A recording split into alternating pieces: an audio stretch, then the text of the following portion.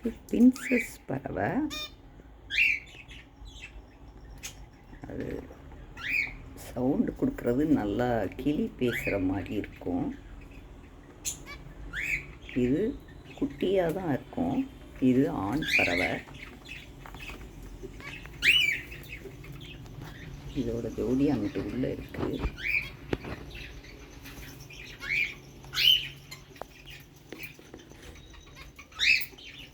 பாருங்கள், க்யூட்டாக இருக்கா?